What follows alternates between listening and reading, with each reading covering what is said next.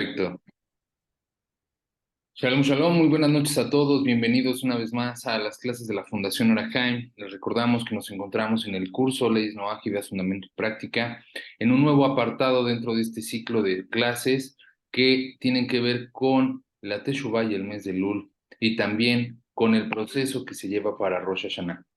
Actualmente estamos en un mes de arrepentimiento, un mes de Teshuvah, un mes de retorno, el mes de Lul, y es un mes de preparación para una festividad judía llamada Rosh Hashanah, en la cual tiene relevancia no solamente para el judío, sino también para el Noahida o para el monoteísta practicante, consciente de su identidad espiritual, interesado por la filosofía, por el estudio de la Torá, por la sabiduría de la Torá, y que es de relevancia para toda aquella persona monoteísta que desee incorporarse a una aproximación de su conciencia de la divinidad y la sabiduría que tiene la Torah.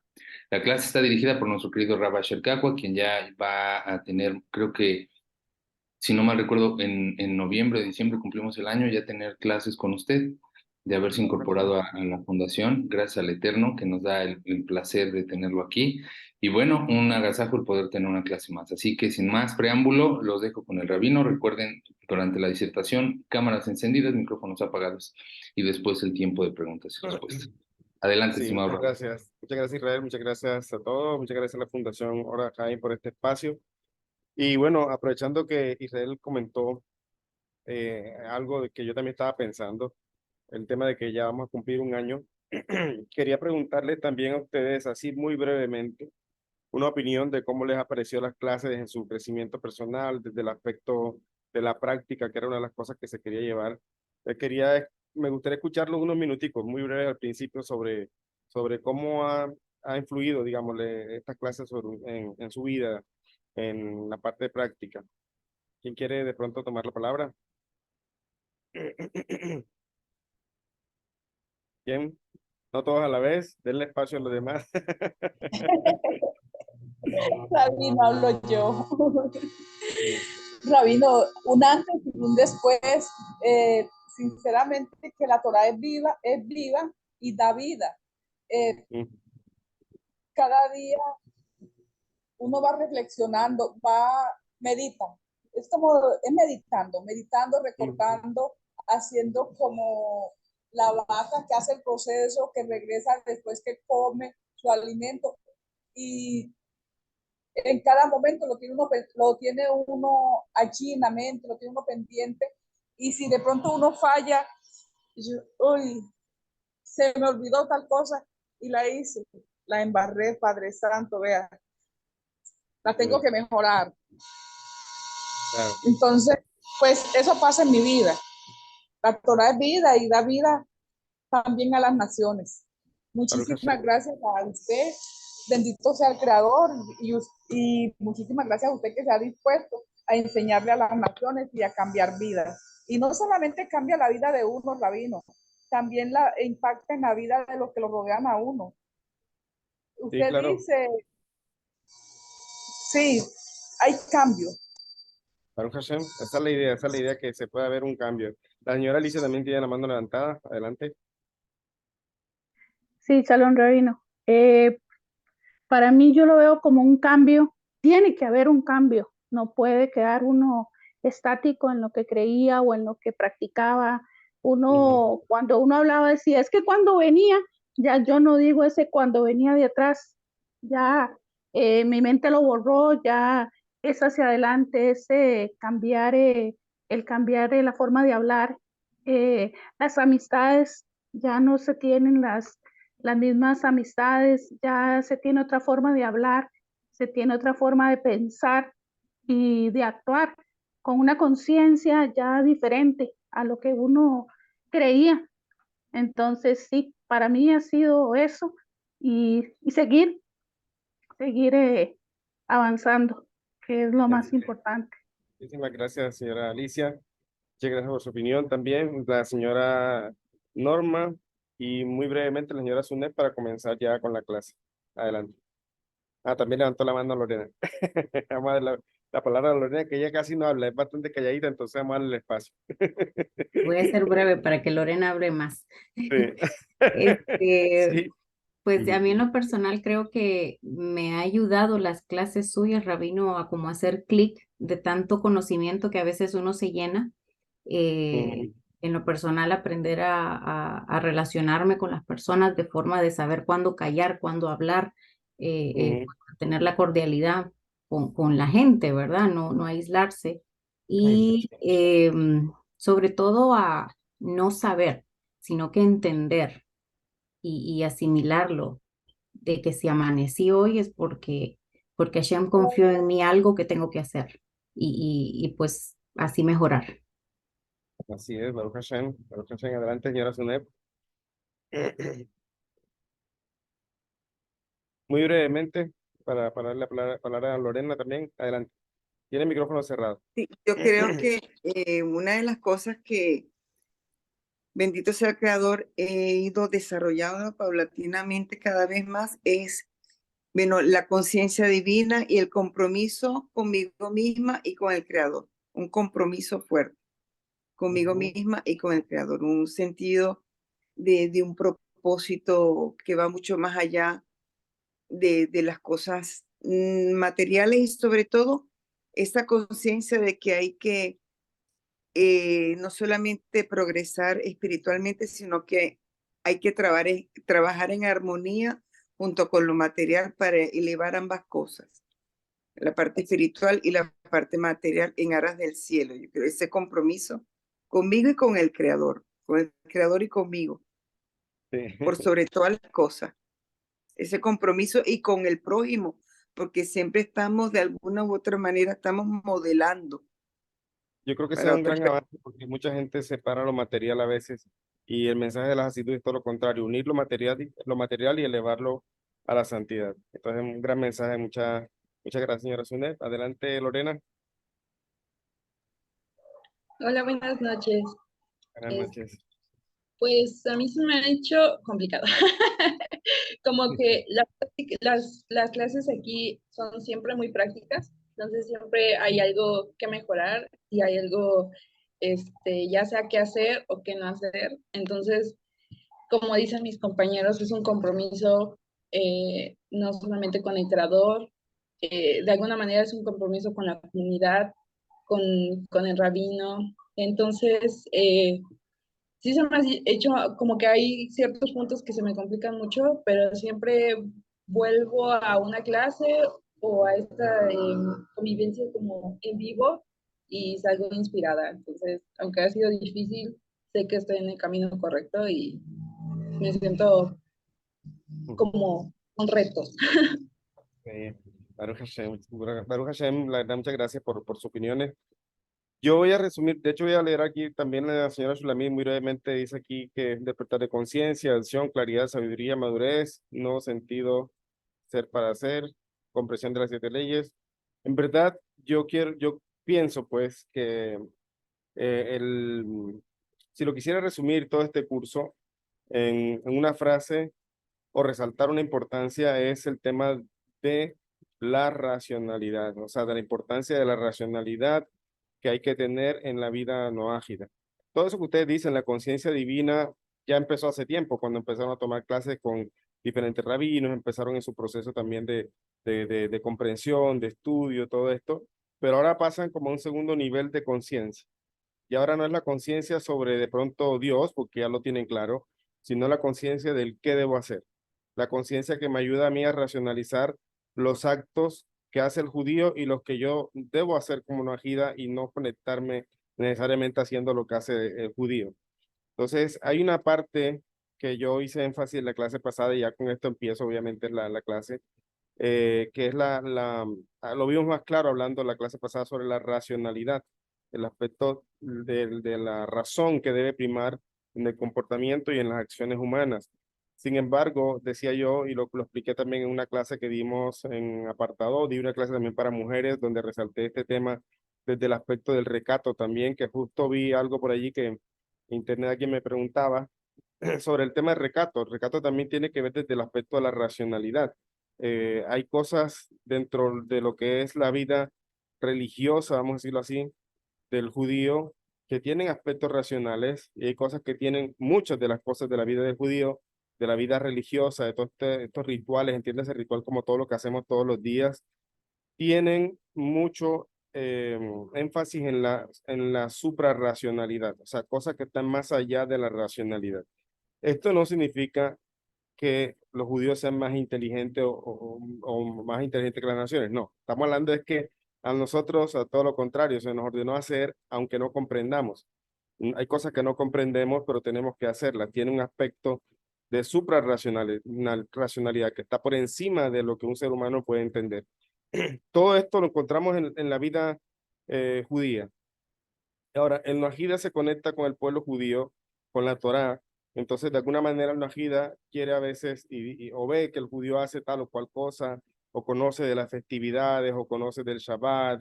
Entonces, sin quererlo, por inocencia, a veces empiezan a hacer y a repetir cosas que tal vez no están bien. Pero muchas de las cosas que el pueblo judío tiene son desde el aspecto a veces suprarracional, más allá de la razón. Eso es una cosa que a nosotros se nos ordenó y tenemos que hacer simplemente, como dijimos en el Sinaí, Naseh benishma. Haremos y después escucharemos. Lo traducen como haremos y después entenderemos. ¿Ya? Entonces nosotros no necesariamente tenemos que entender para hacer. Tenemos que hacer simplemente porque es una orden divina. Ahora, de la parte no ágida predomina mucho la racionalidad y a veces aquello que se conecta con lo suprarracional, es decir, con cosas que son aspectos espirituales propios del judío, no va el tema por allí con el no ágida. ¿Ya? Por ejemplo, voy a poner dos ejemplos muy rápidos. El ejemplo que estamos hablando de estos días, de Elul. Yo decía, en Elul, ¿qué hay? ¿Qué hacemos nosotros? Tocamos shofar, decíamos la vez pasada, aumentamos el tefilá, sedacá y teshuvá. Entonces también empezamos a, digamos, a mejorar nuestros actos, a hacer todo mejor preparándonos precisamente para el día de juicio. Entonces, ahí hay un aspecto universal de esas cosas, lo hablábamos en la clase pasada. El aspecto universal, por ejemplo, Teshuvá es universal. La Teshuvá también aplica para el Noahida, es corregir sus actos. La Tefilá, ya dijimos que también es universal, por ahí empezamos con el curso. Y ¿cuál fue que dije? Teshuvá, Tefilá y Sedaká. La Sedaká, si bien no es un mandamiento como tal, tiene un aspecto racional y es el aspecto de poder ayudar, apoyar a la sociedad. O sea, hay un beneficio social en darse de acá. También, obviamente, por eso explican los sabios, puede haber una recompensa, a pesar de que no está ordenado el no judío a darse de acá. Obvio que esto va a tener una recompensa también en el Olam Abba por este tema de la acá. Además, que desde el perfeccionamiento personal está mejorar nuestro nefesh, nuestra parte animal. Entonces, la sedacá es una de las cosas que también ayuda mucho en eso. Lo hemos estudiado en estos días, justo en estos días estamos leyendo el capítulo que habla sobre sedacá en el libro Hacia una vida plena de sentido. Miren cómo cayó justo para estos días, no es coincidencia. Ayer mismo nos está dando un mensaje de cómo nosotros a través de estas cosas podemos mejorar también nuestra alma. Entonces, con respecto al recato, aprovecho para comentarlo, ya que lo dije, hice una clase sobre esto ya en apartado, pero creo que amerita explicarlo aquí de manera pública también. Con respecto al recato, yo decía, uno, el recato no es solamente para la mujer, también el recato es para el hombre. El hombre también tiene que vestirse de manera adecuada, no andar coqueteando, digamos. El hombre también tiene que respetar distancias entre personas que no son su pareja, o si está buscando pareja, incluso debe también respetar distancias. El respeto es base de la relación de pareja también. Entonces, el hombre debe ser recatado también, no solamente la mujer. Segundo, hay aspectos suprarracionales de recato, y esto lo comento, lo digo nuevamente porque vi una publicación que alguien hizo, no importa el nombre, sobre el tema de recato.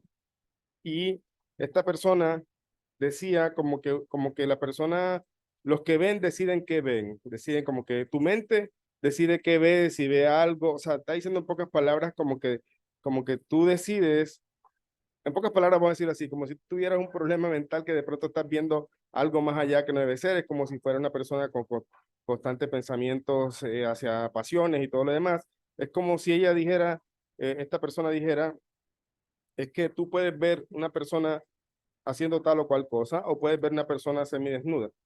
ya decía esta persona. Entonces, como quien dice, el problema es de la mente de cada quien. Entonces, ¿por qué esta persona hace este análisis? Es racional lo que dice. ¿Por qué? Porque resulta que hay un aspecto suprarracional de lo que tiene que ver con el recato. El aspecto racional, obvio, vestirse bien, mantener recato también va con la vestimenta. No es vestirse mal para nada, es vestirse a la moda, vestirse bien, pero con recato, no tener que mostrar partes que no es necesario mostrar, etcétera, etcétera. Pero dentro del recato hay una cosa que los judíos también tenemos y es tenemos prohibido escuchar a una mujer cantando. Tenemos prohibido escuchar a una mujer cantando. Esto está prohibido por recato y los sabios dicen que escuchar a una mujer cantando es como ver su desnudez, ya, tal cual. Y cuando se habla de desnudez, se habla exactamente de sus partes íntimas. Entonces yo decía esto, yo decía en apartado, si escuchan esto van a pensar que los judíos somos enfermos, Dios no lo quiera, que no pueden escuchar nada porque ya están desnudando a una mujer. No, esto es suprarracional. Ven dónde está el tema. No es algo que esté desde el aspecto racional. Por eso hay cosas del recato que no tienen que ver para el Noajida porque están dentro del aspecto suprarracional. No es que los judíos nos imaginemos más, no es que los judíos estemos volando con nuestra imaginación, no es que los judíos seamos, discúlpenme la palabra, como enfermos viendo cosas donde no las hay. No, no se trata de eso. Se trata es que simplemente la Torá no lo prohibió, nos lo prohibió a nosotros y es un aspecto que no es racional. Por eso desde el aspecto racional puede uno filosofar y dar excusas y todo lo demás, pero no, esto no aplica para la mujer no ajida, ¿ya? O para el hombre no ajida. No podemos extender esto a que el hombre no ajida no pueda escuchar a su mujer cantando. Entonces no tiene nada que ver. Es ahí donde empiezan las diferencias y por eso yo les digo, una de las cosas que creo que remarca mucho en este curso y que yo he hecho mucho énfasis es el aspecto racional, porque ahí es donde hay una división, digamos así, en la práctica no ajida y en la práctica judía. Ahora, eh, entonces sí, ese es el aspecto. Esta persona decía como que el problema está en tu mente. Y tiene razón, porque del aspecto racional se puede entender así, pero yo le digo, no, no es así, no está en la mente, porque no se trata de que nosotros veamos algo que no es, sino que a nosotros se nos prohibió, punto. Ya se nos prohibió, no es un tema de poner a volar la imaginación, simplemente es un tema suprarracional que tiene algunos aspectos que se pueden buscar desde la racionalidad, etcétera, etcétera.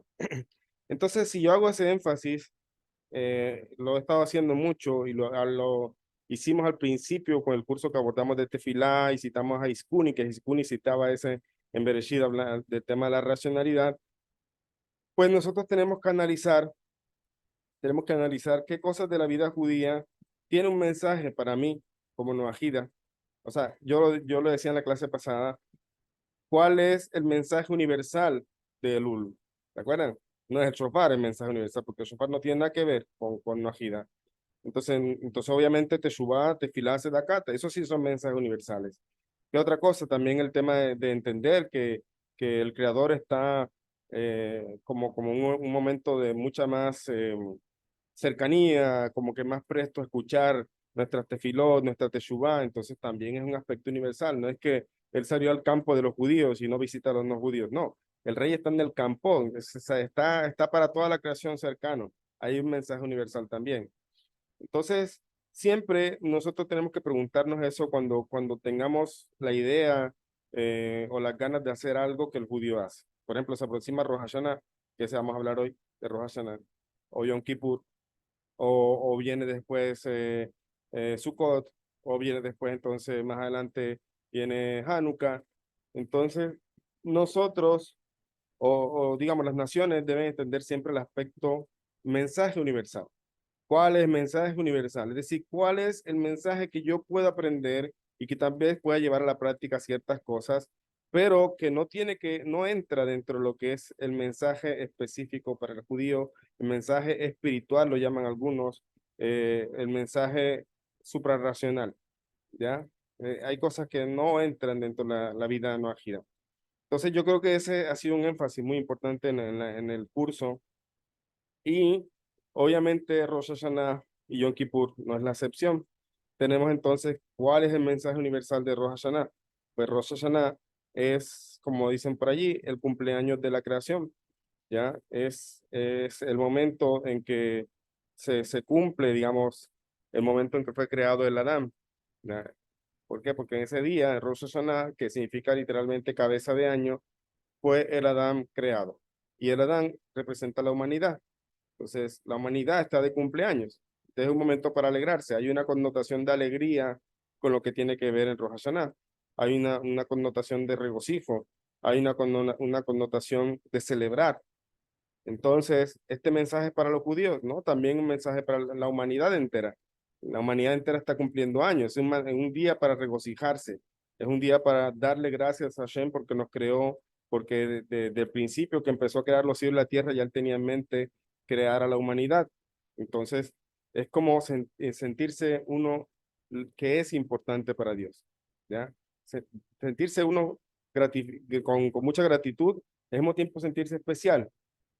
Imagínense cuando de pronto ustedes eran pequeños y algunos de pronto los que tuvieron la oportunidad, los papás les celebraban el cumpleaños.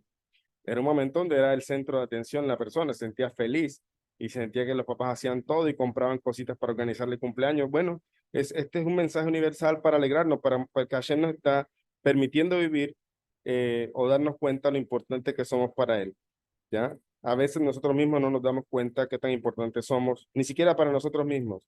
Y entonces el mensaje universal es empezar yo, si soy importante para Hashem, es porque el mundo no podía, como dice el Rebbe, seguir existiendo sin mí, entonces yo soy importante.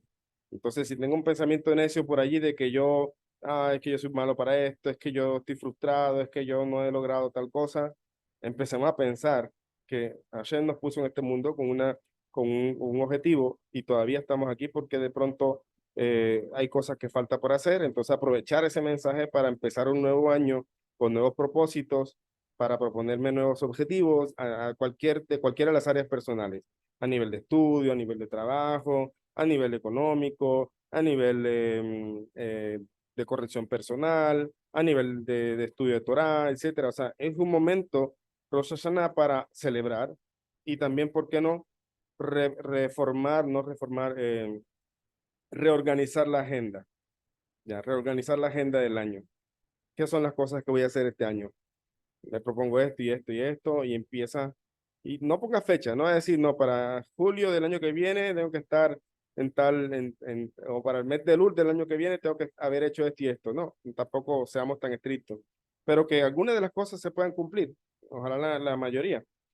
Entonces, es un mes para alegrarnos, es un día, perdón. Dice acá que se corta el audio, dice, creo que es Alicia, la señora Alicia. No sé si todos están escuchando bien o es solamente ella. Me confirman, por Estoy favor. escuchando perfecto, Se escucha bien, Raúl. perfecto, posiblemente su internet. Parece que es su conexión, señora Alicia. Entonces, es una fiesta de cumpleaños. Es el día para alegrarnos. Somos importantes para Hashem.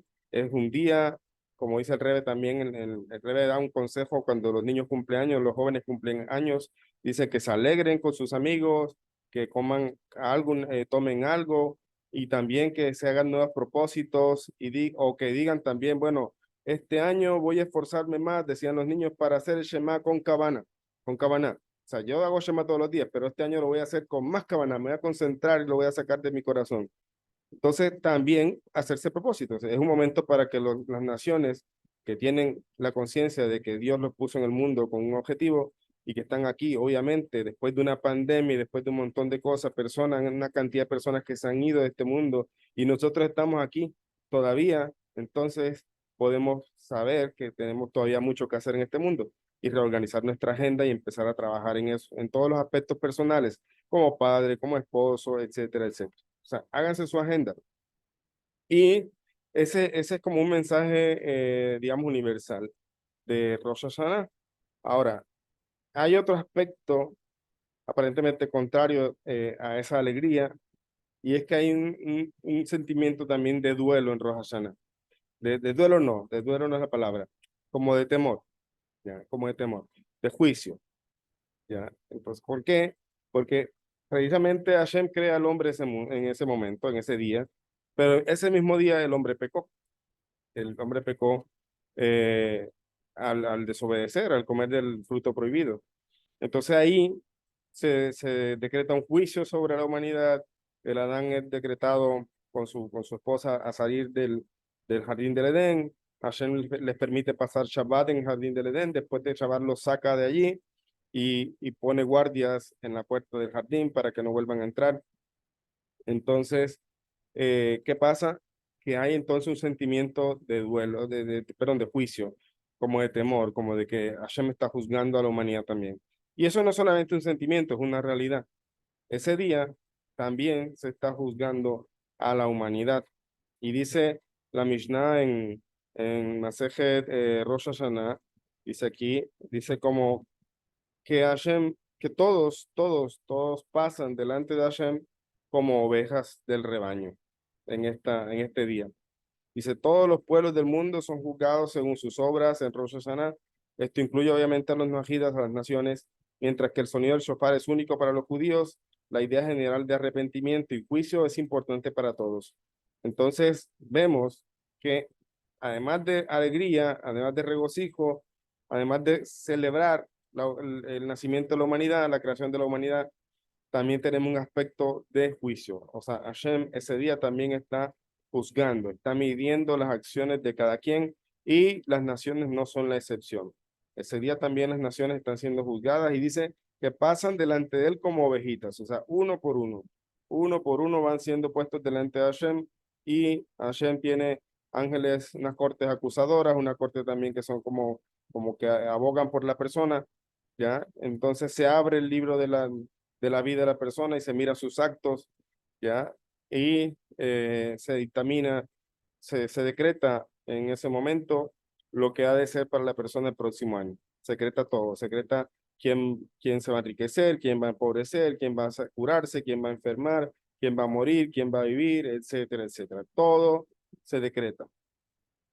Pero Hashem es tan lindo y tan grande que aún esos decretos a veces se pueden transformar en el día a día, ¿ya?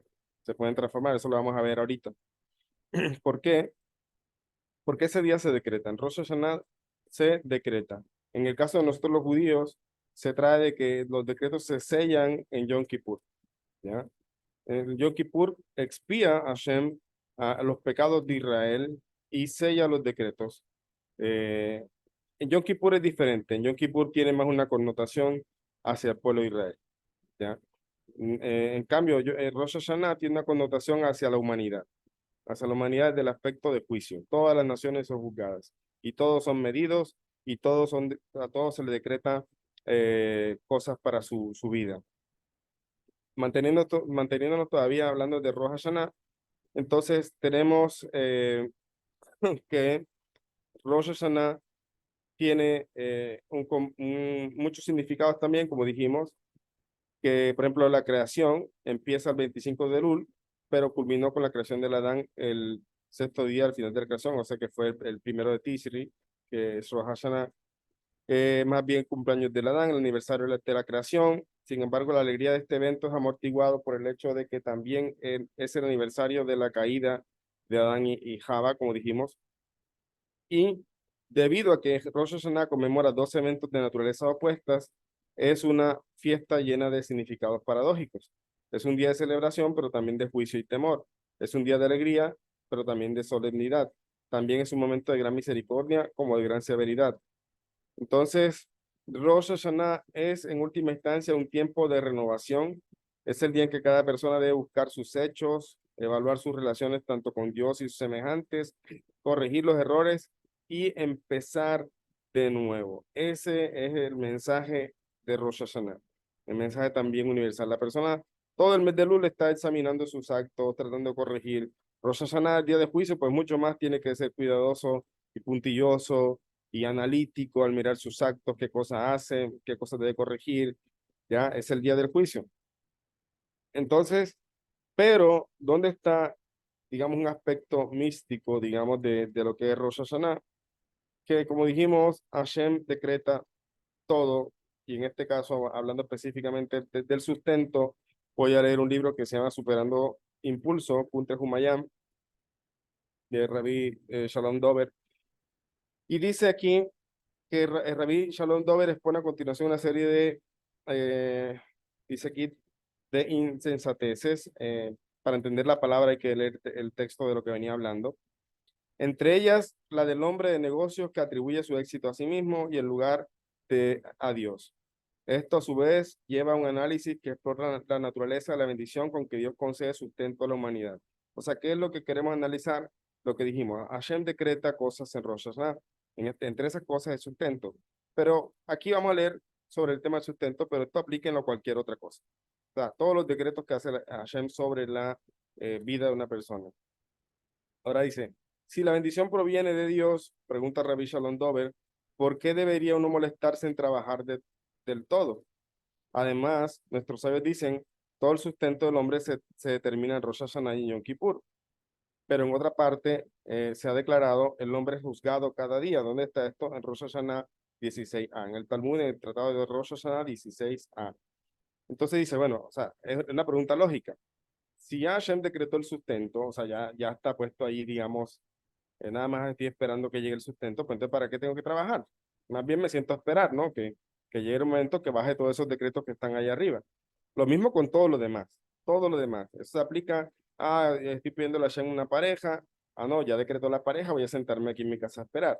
Obviamente hay que hacerlo con recato, pero me refiero que también hay que digamos, conocer a alguien, etcétera, todo eso se hace. Entonces, esa es la pregunta. Si además, si ya decretó en Rosh Hashanah, entonces, ¿por qué sigue juzgando a la gente todos los días del año? No entiendo. Entonces se quedan como que les gusta el juicio, ¿no? Les gustan las leyes. Entonces, no entiendo. Si Rosh Hashanah es el día del juicio, ¿por qué se quedan ahí como pegados en ese tribunal analizando qué hace la persona? Es una pregunta interesante que hace el rey aquí. Y dice, ¿cómo puede reconciliarse esto? O sea, estas dos posiciones. Lo que es más, necesitamos comprender nuestros pedidos diarios en la midá por salud y prosperidad. No se ha determinado esto en Rosh Hashanah. Lo que pasa es que en la midá que es el rezo central con que se cumple la mitzvah de tefilá en el pueblo judío, la midá tiene hoy día 19 bendiciones, pero cada bendición tiene una petición por algo también. Explica el Talmud en Masejet Berajot que la midá tiene ahí contenido todo lo que una persona puede necesitar. O sea, en esas 19 bendiciones está contenido todo lo que un judío debería pedirle a Dios, ¿ya? Obviamente la midá no es algo que aplique para los judíos, ya lo hemos hablado cuando hablamos de tefilá, pero como el texto está hablando aquí desde el ámbito judío, él dice, bueno, otra pregunta, si ya se decretó todo, ¿por qué tengo yo que rezar todos los días? Porque los judíos rezamos todos los días, mañana, tarde y noche, repetimos la midá y repetimos las mismas peticiones y estamos pidiendo por sustento y estamos pidiendo por salud y estamos pidiendo. Entonces, o sea, si ya se decretó, ¿por qué tengo yo que andar pidiendo todos los días? Esa es la pregunta que está haciendo. Ahora, desde el aspecto universal, obviamente las personas también piden. Las naciones, ya lo hablamos con el tema de la tefilá, que la tefilá de carácter obligatorio es esa tefilá cuando uno pide la ayuda de Hashem, que pide precisamente el sustento, que pide otras cosas. Eso es de carácter obligatorio. Entonces dice, si ya se ha determinado esto, ¿por qué tengo que andar pidiendo todos los días? La respuesta dice aquí, el juicio realizado a la persona entre Rosh Hashanah y Yom Kippur suscita su beneficencia y vitalidad para el año entrante solo de una forma espiritual, o sea, en el plano superior de Malchut de Asilut. O sea, en otras palabras, en los planos superiores queda suscitado o queda ¿cómo diría yo? Como esos decretos quedan allí de manera espiritual. Ya, o sea, ¿por qué espiritual? Porque hablamos de los mundos espirituales. Los decretos se materializan aquí, en este mundo, el mundo físico.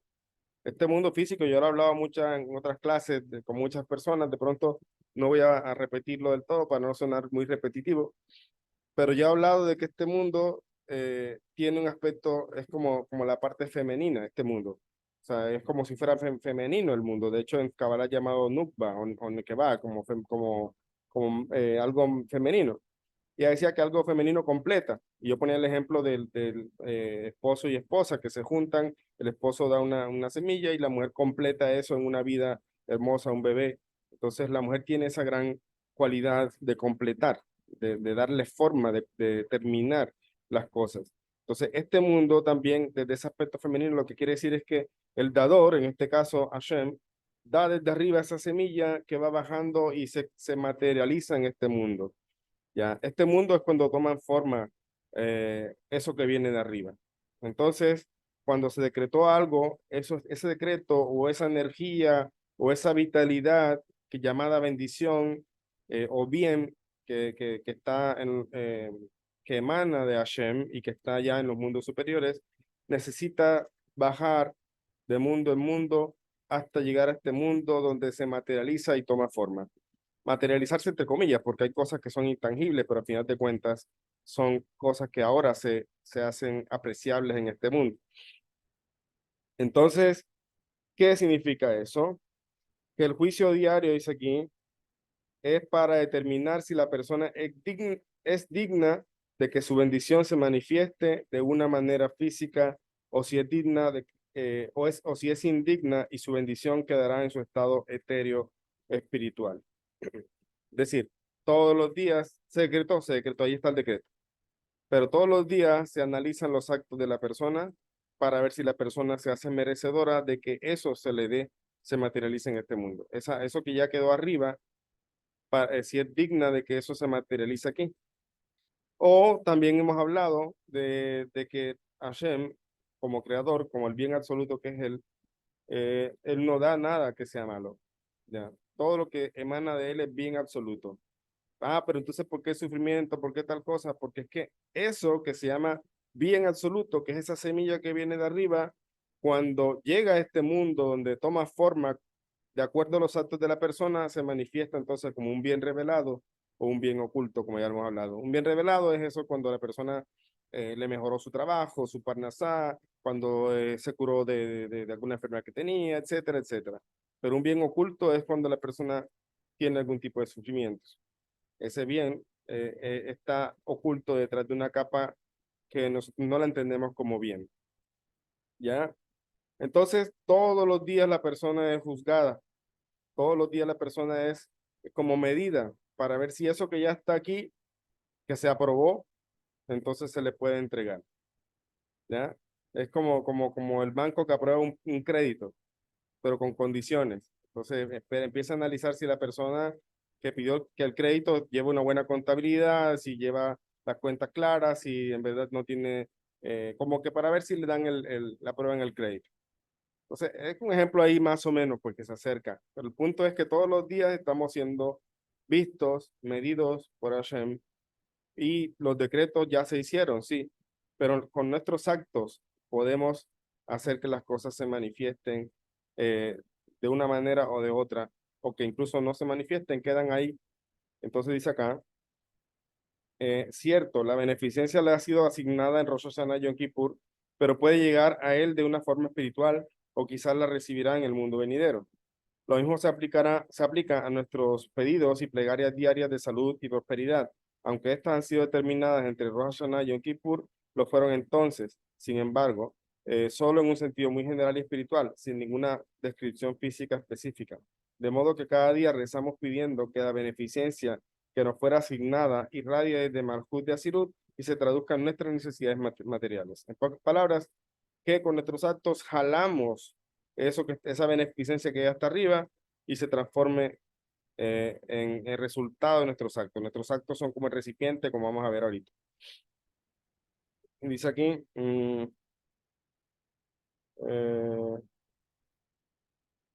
dice aquí,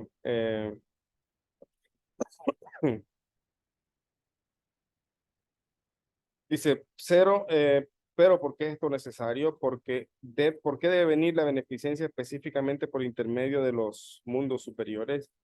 Rabbi Shalom Dover explica que al fin de lograr beneficencia material en la forma de hijos, salud y sustento, son necesarias las vestimentas, entre comillas, de los mundos de Briah y el Sirah y Asía.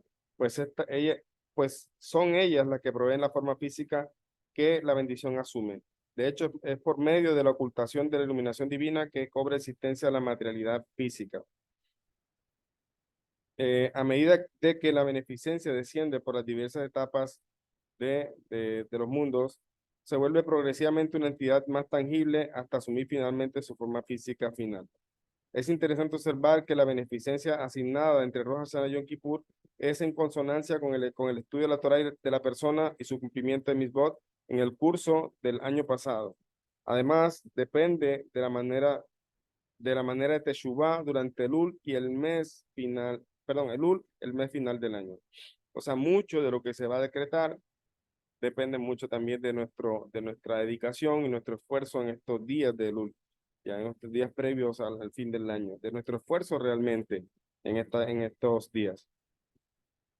¿Cuál es el auténtico propósito de la beneficencia física que esperamos y por la que rezamos? Es para que las almas de Israel, mediante su involucración en la Torah y Mitzvot, refinen las puras chispas de santidad que se encuentran dentro de la materia física, como hablamos al principio, purificándolas y elevándolas. Dice acá, esto explica el versículo, Dios te bendecirá en todo lo que harás, Deuteronomio 5, 15, 18, que dice, nosotros debemos hacer, es decir, esforzarnos para preparar un recipiente.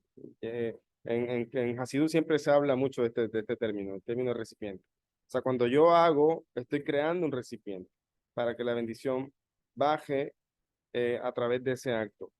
De este recipiente físico que pueda contener la bendición de Dios para nuestra subsistencia. Pues dado que toda la beneficencia debe emitirse a través de las vestimentas del mundo de Asía, o sea, este mundo de acción, el hombre, quien fue creado a imagen de Dios, también debe crear una vestimenta, entre comillas, para la beneficencia al actuar, es decir, mediante el trabajo, de modo que la bendición desde lo alto pueda contenerse dentro de esta vestimenta y recipiente, pero estas vestimentas no son más que simplemente eso. La bendición viene desde lo alto a través de las vestimentas, pero no Dios libre de la vestimenta misma. O sea, no se va a pensar, o sea, ¿quién es la fuente de todo? Hashem. No son los mundos superiores. Entonces, o no es la vestimenta la que hace que todo se dé. Resulta entonces que demasiado énfasis y concentración en la vestimenta es innecesario. ¿Qué está diciendo ahí? Que tengo que actuar, lo que siempre yo he hecho también, he mencionado mucho en clase. Tenemos que actuar, no es solamente rezar y rezar, tenemos que actuar. Aquí está diciendo exactamente lo mismo. Al yo actuar, estoy creando una recipiente para esa beneficencia, para esa bendición. Sin embargo, te pone aquí una cosa muy importante. El énfasis no debe estar en el recipiente. Es decir, si bien yo tengo que trabajar para conseguir sustento, el hecho de trabajar y forzarme es crear un recipiente para que Hashem mande el sustento.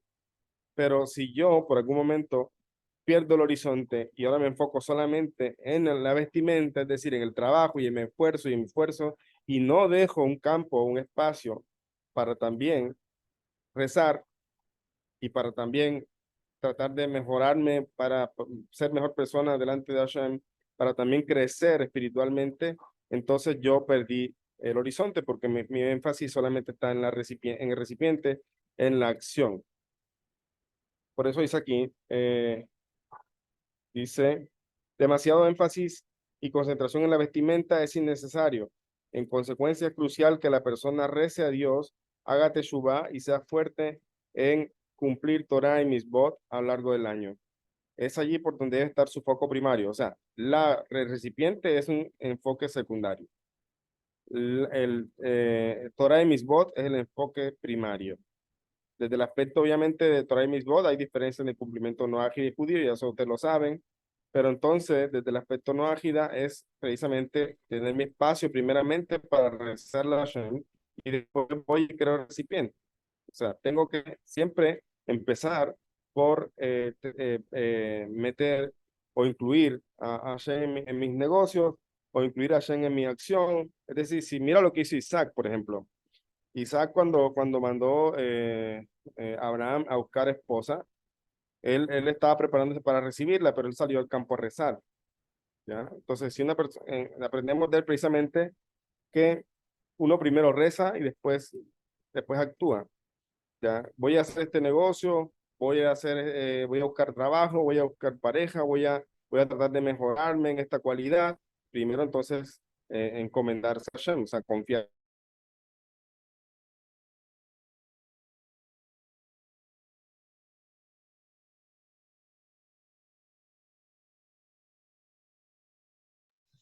Se fue la voz. Sí, parece que se le frició el video al rabino. Vamos a dar unos Congeló. minutos para ver si puede regresar a la sala. Hola, Parece. hola. Listo, Rab, lo tenemos de vuelta. ¿Cuánto tiempo me perdí? Nada más fue unos segundos. Sí, no sé qué pasó porque acá no hubo desconexión de la señal, no sé qué pasó, la verdad. Mucha Torah, ¿no? Mucha energía, entonces. Sí. Entonces estaba diciendo de que tenemos que hacer un equilibrio en las dos cosas, en el recipiente, en la acción y en saber en la fuente de todo, en Hashem.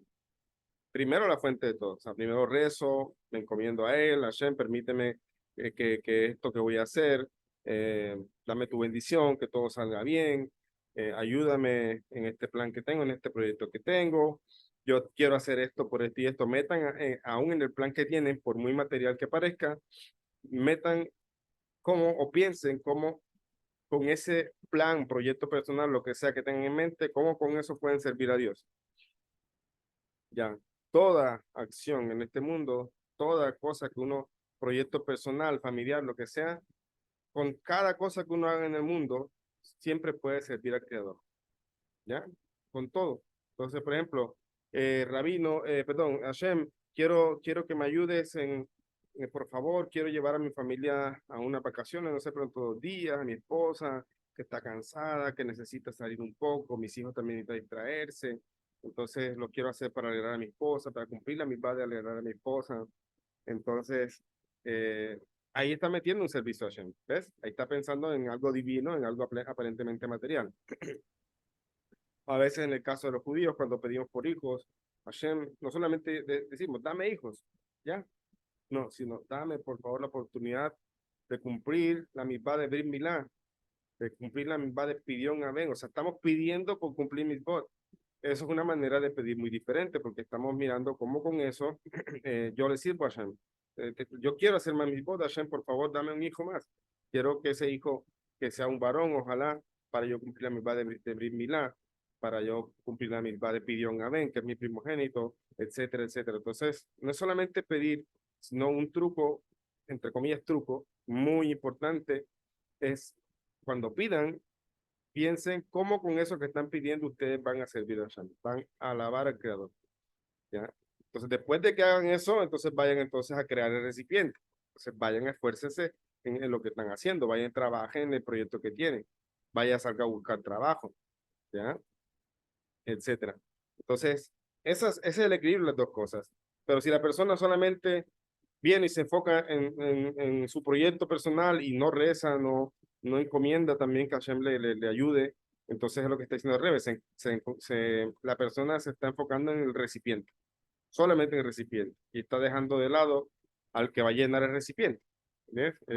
Un pensamiento tonto, o sea, es como poner un cántaro para recoger agua, pero dentro de la casa, agua de lluvia, pero lo pone dentro de la casa, o sea, no está haciendo nada. La persona quiere el recipiente, pero ¿quién le va a llenar? Tiene entonces que, obviamente, primeramente, enfocarse en el dador.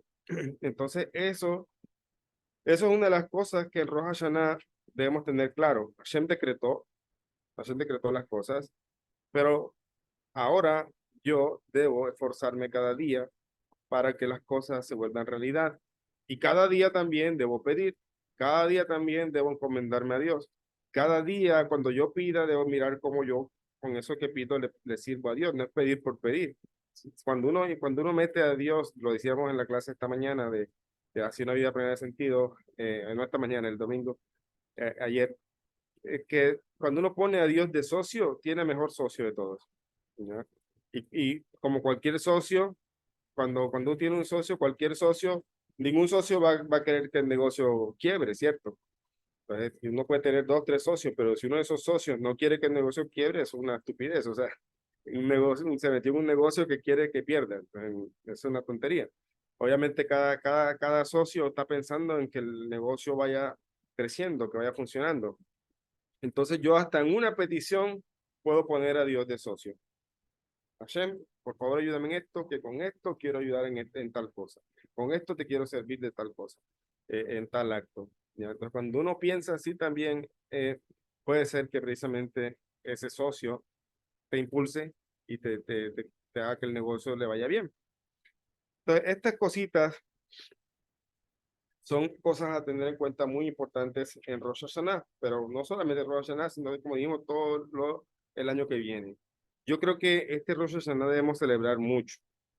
No solamente el hecho que la humanidad cumple años, sino todo lo que ha pasado este año. Para mí, todo lo que ha pasado este año, a pesar de las dificultades y las cosas, en verdad, ha sido bueno. Y es como que, bueno, viene otro ciclo. O sea, es como cuando viene el cumpleaños, otra piñata, ¿no? Para los niños que van a golpear y sacar los dulces no sé cómo le dirán en otros países, pero acá le dicen piñata, como lo que ponen, que golpean para que saquen los dulces. Entonces, es como que llegamos otra vez al ciclo y entonces otra vez estamos aquí y ya pasó lo que pasó, ahora viene otra fiesta, otra bendición. Entonces es un momento, como quien dice, llegamos al ciclo, al final de este ciclo y empezamos otro nuevo ciclo. Van a llegar más bendiciones con la ayuda de Hashem, va a llegar más estudios, todos aquellos proyectos que tenemos ahí como en stand-by, como que están quietos, van a dar fruto, ojalá, el próximo año. Yo tengo confianza que en mis proyectos también, algunas inversiones que he hecho también, están quietas, están un poco quietas, pero confío en Hashem que para el próximo año van a dar buen fruto y obviamente todos nos vamos a ver beneficiados. Entonces, esa es la naturaleza de Rosh Hashanah, la naturaleza universal, el mensaje universal que tiene Rosh Hashanah. Voy a leer una pequeña historia y con esto termino lo que es Rosh Hashanah. Y Yom Kippur, en verdad, no hay mucho que decir en el sentido, digamos, no quisiera hacer una clase solamente hablando de Yom Kippur, yo creo que podía agregarlo aquí. O más bien voy a hablar un poco de Yom Kippur y después leemos la historia, una historia así que tengo. Pero con respecto a Yom Kippur es más de carácter del pueblo de Israel. Ya, de hecho, Rabino Moshe Weiner en su libro Código Divino, creo que se llama, ¿cierto? El libro de Rabino Moshe Weiner. Él trae allí, ahorita no, yo no lo tengo en este momento, pero sí lo leí, no sé la página en el momento. De pronto búsquenlo por el lado donde habla de festividades, lo que tiene que ver con Yom Kippur. El rabino ahí dice que precisamente Yom Kippur no tiene, es más que todo para las naciones, ¿ya? Digo, para el judío. O sea, que Yom Kippur, el no judío, digamos, no debería ahí, digamos, como ninguna otra cosa, hacer cosas que le toca al judío. Ayunar, por ejemplo, no debe hacerlo. No debe hacerlo porque aquí encontramos cosas de un aspecto suprarracional, de la ordenanza que tenemos de afligir las almas, dice aquí la Torá. Pero Rashi escribe, esto está precisamente en Levítico 16:29, y dices, este será para ustedes un estatuto perpetuo en el séptimo mes, en el 10º día del mes, afligirán sus cuerpos y no realizarán ninguna labor, tanto el nativo como el prosélito, o sea, el converso que habita entre ustedes. Pues en este día Él hará expiación por ustedes. Él hará expiación por ustedes a fin de purificarlos. De todos sus pecados delante del Eterno serán purificados. Es un Shabbat de reposo completo para ustedes y afligirán sus cuerpos en ese estatuto perpetuo. Realmente la palabra que utiliza aquí, si miraron a Rashi, bueno, el rabino aquí, Kaufman, comentarista que hace un comentario sobre Rashi, él dice que, y aquí está escrito en el hebreo, lo podemos ver también, que no dice cuerpo, dice nefesh. Dice aquí, un segundo, nafshotechem, sus almas, pero almas desde el punto de vista del nefesh, afligir las almas. Ramban dice aquí, aunque Rashi lo explica el sentido de esta frase, Ramban señala que cualquier aflicción, entre comillas, relacionada directamente con el nefesh, o sea, con esta alma vital, solo puede referirse al ayuno. En este caso se refiere a la vitalidad que anima al cuerpo, por lo que su aflicción implicará reducirla, o sea, quitarle vitalidad un poco a esa alma animal, y eso significa ayunar, según Rambam explica, pero la Torá misma no dijo ayunar, dijo fue afligir las almas. Entonces, sobre eso, encontramos que es un estatuto perpetuo, como dice aquí, de Israel. ¿ya? Porque esta es una ordenanza para Israel. Aquí dice precisamente para ustedes, por tanto el nativo como el converso. Es muy clara la Torah aquí. No está hablando que tenga un aspecto aquí universal este tema, esta ordenanza. Sino que es el judío el que tiene que guardar el ayuno, o sea, el ayuno que hacemos que es completamente sin tomar agua, sin comer ningún alimento por 24 horas, casi 25, porque siempre se extiende un poquitico más. Y otras leyes que también van en torno al ayuno. El tema de pronto no calzar zapatos de cuero, afligir también de otra forma, etcétera, etcétera. No bañarse, ya. Hay muchas cosas que los jamín explican en ese día.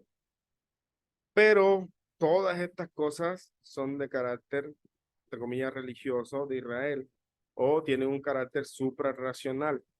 ¿Ya? El Tania explica en Higuera de Teshuvah que cuando el judío peca, como el alma del judío, digamos, de alguna manera,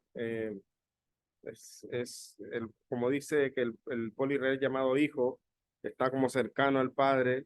Entonces, cuando el judío peca, también, primero empezamos por cuando el judío hace una misbah.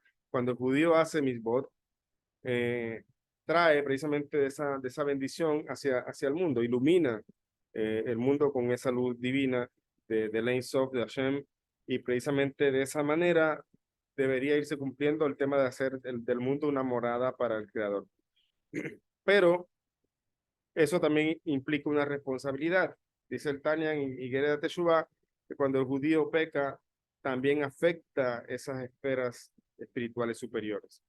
Y a veces la Teshuvah, o sea, arrepentirse del pecado, no es suficiente para quitar esa afectación a ese nivel, al nivel de pronto en los mundos superiores.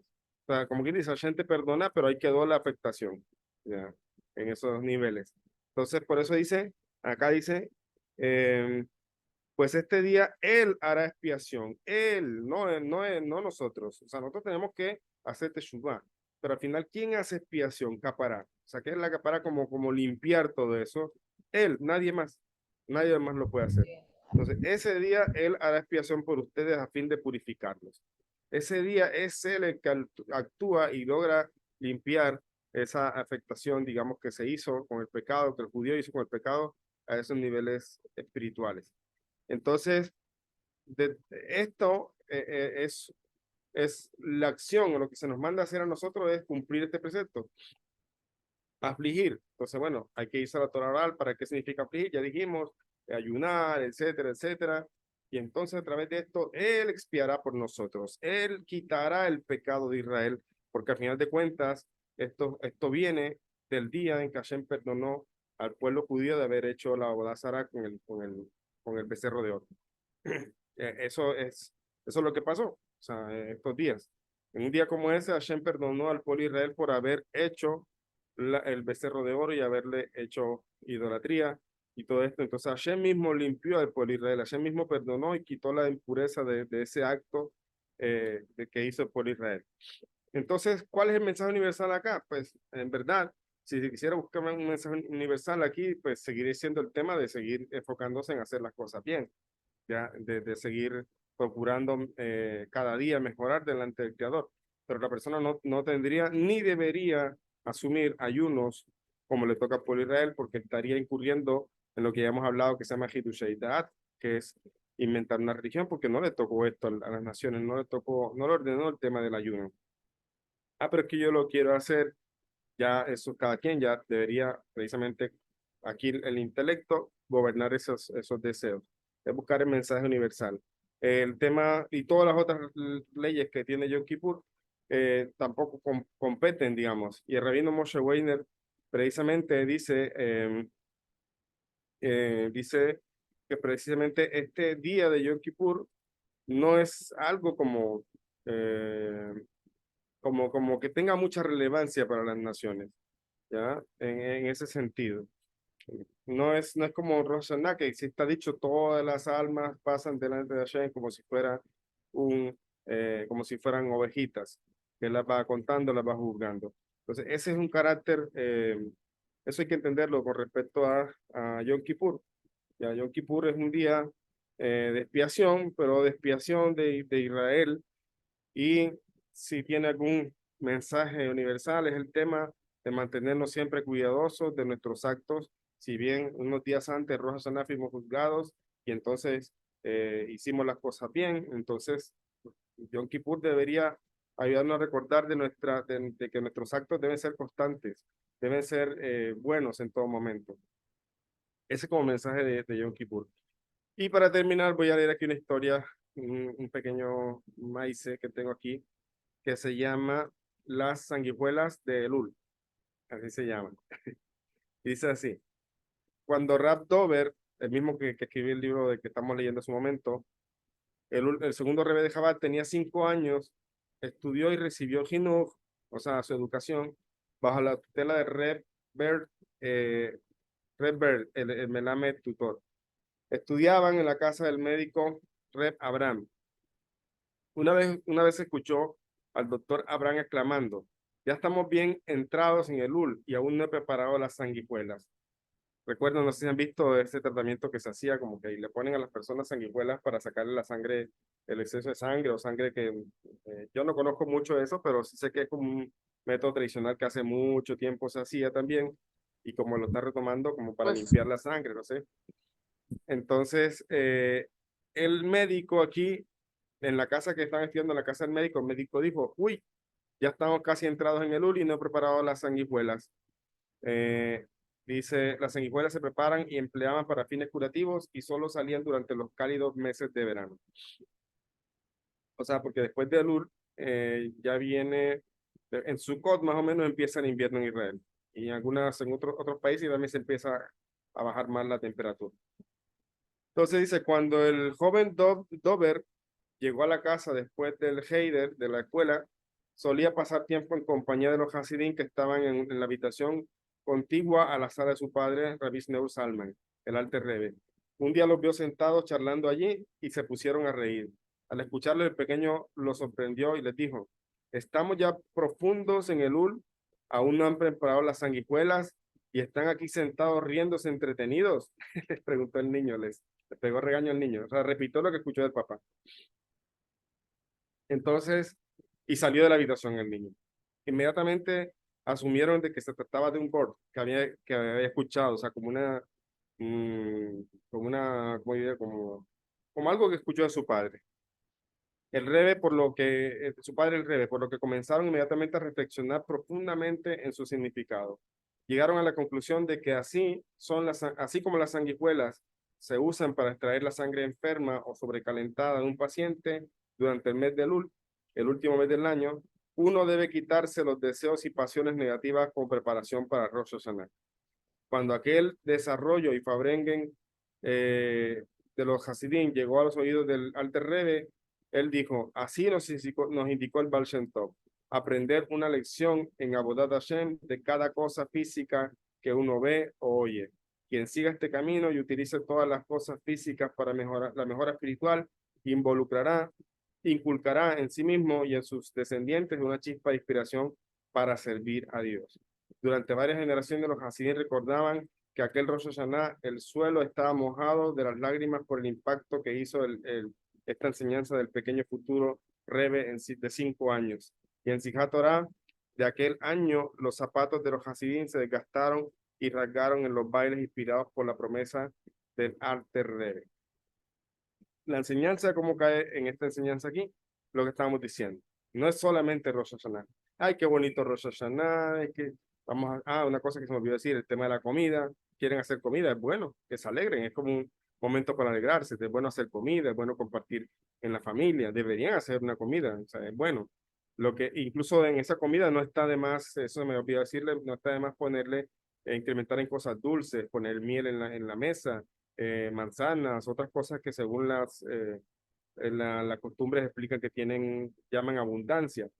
Entonces, esto no está mal hacerlo. Entonces, si quieren hacer comida, está bien, pero no solamente eso, sino que el mensaje es: empieza un año, vamos a tratar de cada día del año comportarme bien. Quitar esas sanguijuelas, como dice ahí, de nosotros. Porque la sanguijuela está sacando ahí esa sangre sucia, como esa sangre. Entonces así, dice el Rebbe, ¿Cómo quitamos eso? Una gran enseñanza es del día a día que vivimos, cómo yo veo un mensaje de Dios en cada cosa que veo. Ya. Eso es en qué pasó en el trabajo, en qué pasó con el niño en la escuela, que llevaba a mi hija a patinaje, qué me ha pasado. Y yo a veces reflexiono acerca de lo que sucede en el momento sobre ciertas cosas y aprendo. Entonces, eso no solamente lo vi en esta historia, sino también lo vi de mis rabinos. Un día el rabino Jacob Naum llegó contando una historia de que le había pasado en el tren ahí en Jerusalén y él contó una enseñanza de eso que vio. ¿Ves? Entonces, eso es lo que debemos hacer. Sacar la sanguijuela significa tratar día a día, mirar, sacar una enseñanza dentro de lo material, dentro de lo que es el día a día. No hay que esperar la clase con el rabino, no. En el día a día que tenemos, sacar una enseñanza para nuestra vida que nos sirva precisamente para seguir mejorando y aprendiendo y madurando en nuestro crecimiento personal. Ese es el mensaje de Rosh Hashanah y que también impregna todo lo que es el resto del año. Entonces ahí les dejo. No sé si tienen alguna pregunta, comentario, tienen unos minuticos ahí para hablar.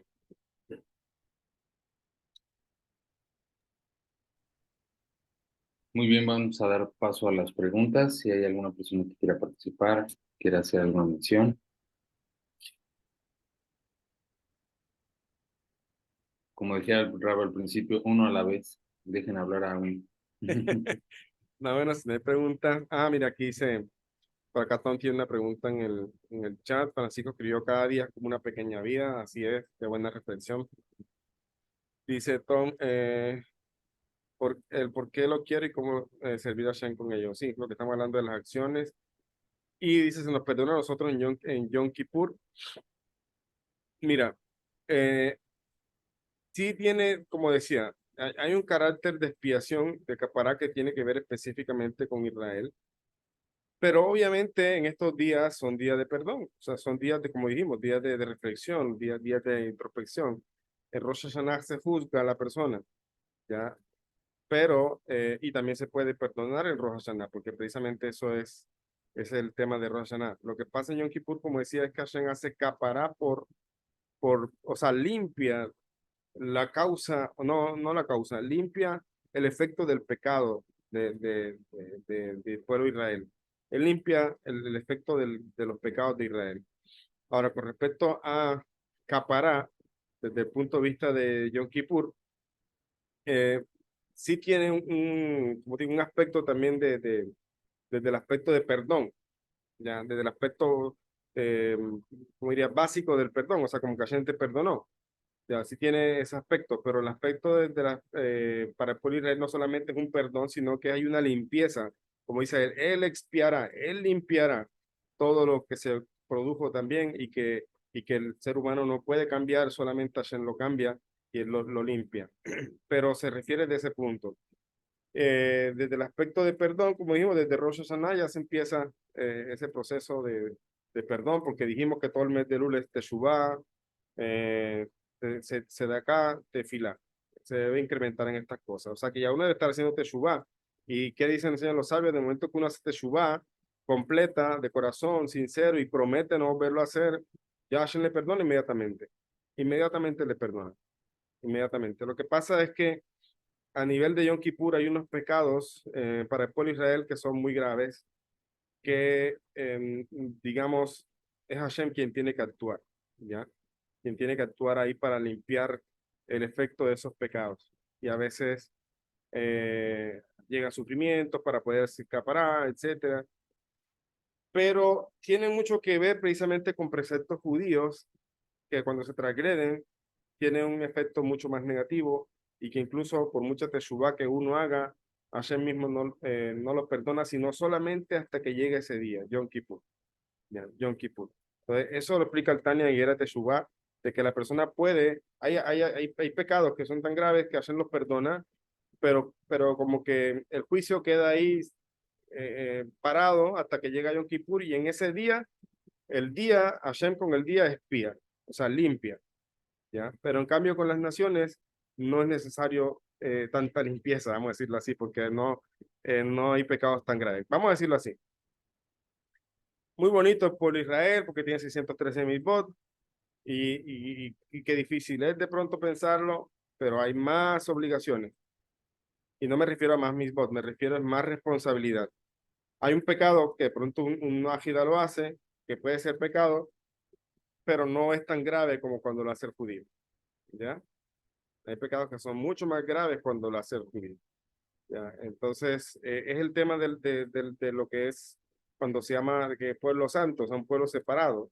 Es decir, tenemos restricciones mucho más grandes y nuestros actos repercuten mucho más sobre la humanidad, los actos del judío. Entonces, el Noajida, claro que se puede equivocar, sí, pero espiritualmente no es tan grave el acto que de pronto con una teshuvá simple, Hashem le perdona y Hashem le puede ayudar, etcétera, a cambiar todo eso. Pero en el judío tiene un alma precisamente que o puede sobresalir mucho o puede caer muy bajo. Cuando el judío cae bajo, cae más bajo que las naciones. Y eso lo vemos, por ejemplo, con Yeshu, por ejemplo, Amancer, ya que era un alma judía y cayó muy bajo, ¿ya? Entonces, el tema es ese, entre más alto esté algo, más bajo puede caer. Y entonces, hay pecados que de pronto no serían, obviamente son malos, pero o sea, por eso son pecados, pero son más graves cuando lo hace Israel, mucho más graves. Y por esa razón, eso necesita una capara diferente, una expiación diferente que solamente en Yom Kippur se da, ¿ya? Entonces, del aspecto simple, sí hay perdón, pero del aspecto de Yom Kippur, que solamente en ese día es que se da capara, eso tiene que ver con Israel. Muchísimas gracias, ¿Ok? Rabi. Quedó muy claro. Gracias, Rabi. Sí, como usted dijo, bueno, entonces Elul sería para nosotros las naciones de hacer teshuvah, de acá, tefilá, ¿no? Con todo nuestro corazón y arrepintiéndonos sinceramente, y a Yom Kippur como le corresponde al pueblo de Israel. Baruch Hashem, así Muchísimas es. gracias, Rabi. Bueno, Saludos a tiempo todos. sin verte, Tom. Qué bueno verte por acá. Te Muchas había visto, gracias, Rabi. sí, pero no te había visto, pues hace rato no te veía en cámara. Qué bueno. Muchas gracias, Rabi. Y sí, Saludos. sí, saludos. Permita, Hashem, que todo esto nos sirva para cada día mantenernos cuidadosos y mejorar en cada cosa que hacemos y precisamente ayudar a que todo este mundo sea una morada para el Creador. ¿Ok? Entonces, vamos a dejar allí. Les deseo una bonita noche, una feliz semana, todo lo mejor. Muchas gracias, Rab. Gracias a todos por participar en la sala. Les deseamos un excelente y muy feliz semana. Muchas gracias, Rabino. Bueno, chao, chao. Gracias, Rab. Buenas noches a todos. Gracias.